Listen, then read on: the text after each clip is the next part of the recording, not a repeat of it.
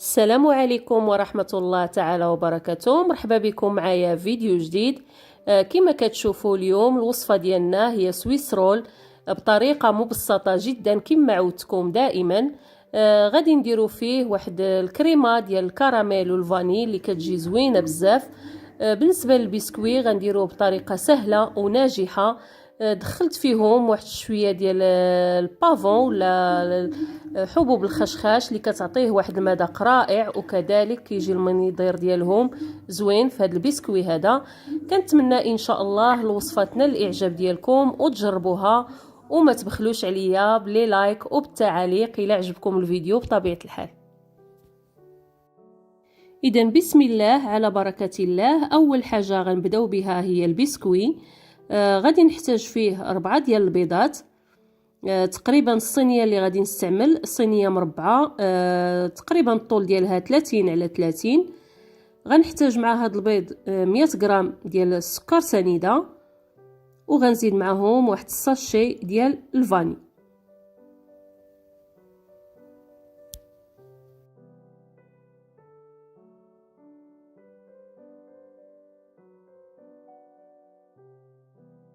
اذا غادي نضربو مزيان داك السكر مع البيض، يعني بحال الطريقه اللي كنصايبو بها جينواز، حتى كيتضاعف هذا الخليط هذا وكيبيض، يعني كيتبدل اللون ديالو. بالنسبه للبيض خصو يكون بحراره المطبخ، حتى الا كان الجو بارد بزاف ممكن نديرو واحد البول فيه شويه ديال الماء سخون ونحطو فيه هذا اللي غادي نديرو فيه البيض والسكر باش نسرعوا شويه العمليه. اذا من بعد ما كيبيض داك الخليط وكيضاعف الحجم ديالو كنزيد واحد 30 غرام ديال الزيت النباتيه.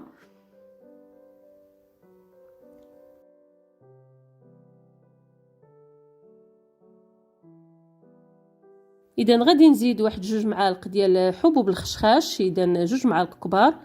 غادي نحرك واحد شويه وغنبدا نضيف الطحين شويه بشويه. تقريبا عندي 90 غرام ديال الطحين. اذا الطحين بطبيعه الحال خاص بالحلويات. غنبقى نزيد شويه بشويه ونبقى نضرب غير بالضراب الكهربائي، ممكن تستعملوا غير الضراب اليدوي. المهم هنا اهم حاجه اننا غنقصوا من السرعه ديال الضراب، يعني لادنى درجه، حتى كنكملوا ديك 90 غرام ديال الطحين.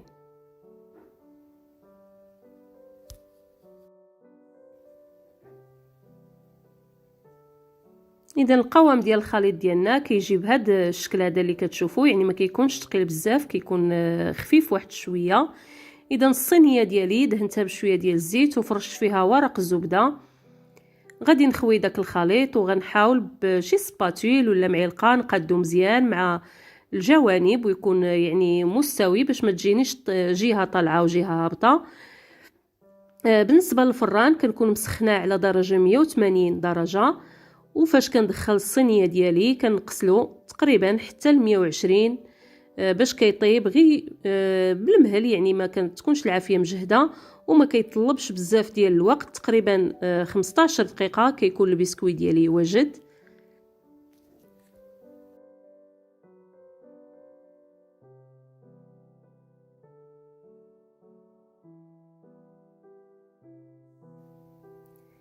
اذا غندوزو باش نصايبو الحشوه ديال هاد سويس رول. استعملت هنا كاس ديال الحليب، تقريبا 4 طرو ديال الحليب اللي كيكون بارد مزيان. غنزيد عليه واحد الساشي ديال لاموس د الفاني. ممكن تستعملوا اي موس كتبغيوها، وممكن تستعملوا اي حشوه كتبغيوها. غير هنايا بغيت نقترح عليكم هاد لاموس ديال الفاني مع الكراميل، كتجي رائعه بزاف. غادي نضرب هاد المزيج هذا تقريبا واحد 5 ديال الدقائق حتى 6 ديال الدقائق حتى كتقبط هاد الكريمه هذه راسها، وغندوزو باش نكملوا باقي المراحل.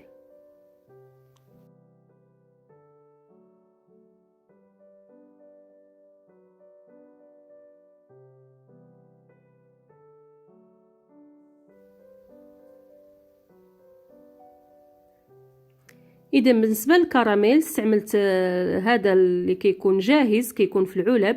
استعملت منه 2 معالق كبار. ممكن ديروا الكراميل اللي تصايبوه في الدار، كاينه الطريقه في لي كريب ولا في البانكيك اللي كنت شاركت معكم. غنخلي لكم الرابط في صندوق الوصف. اذا غناخذ واحد 2 معالق من ديك الكريمه ديال الفاني اللي ضربنا، وغنخلطها مع هاد الكراميل مزيان حتى تنسجم مع هاد الكراميل.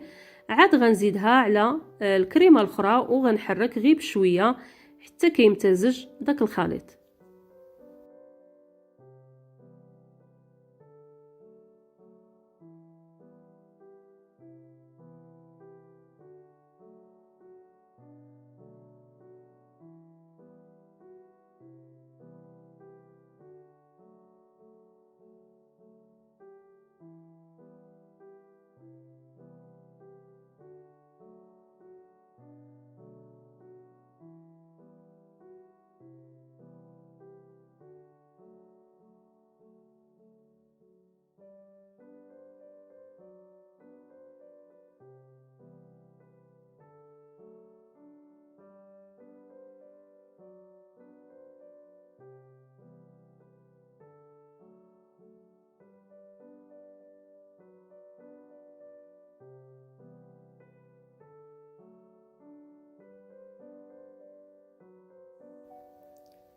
اذا بعد ما وجدت الكريمه راح نحتفظ بها في الثلاجه.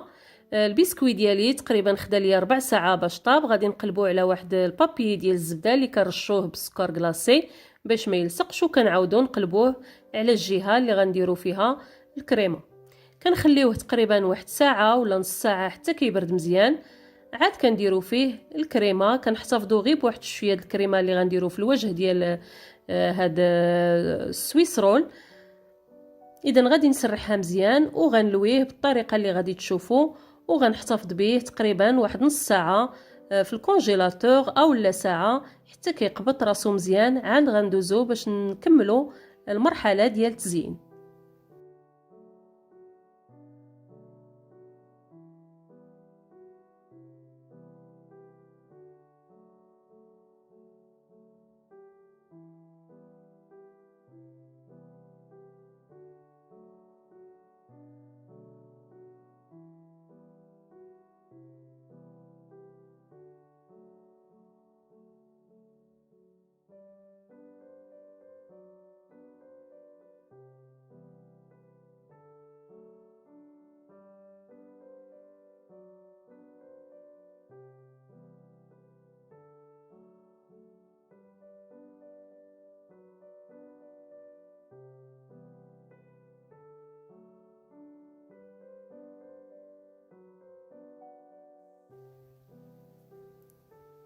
اذا بعد ما برد هاد السويس رول هذا غناخذ الكريمه اللي بقات لي وغادي نغطي الوجه ديالو.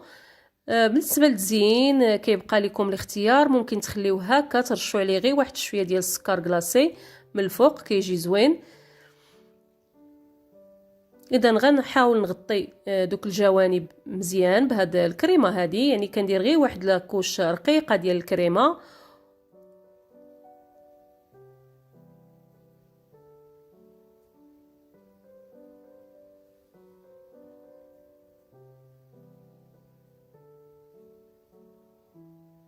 اذا خديت لا سباتول وحاولت ندير فيه واحد الخطوط هكا بهاد السباتول هذه من بعد ما غسلتها،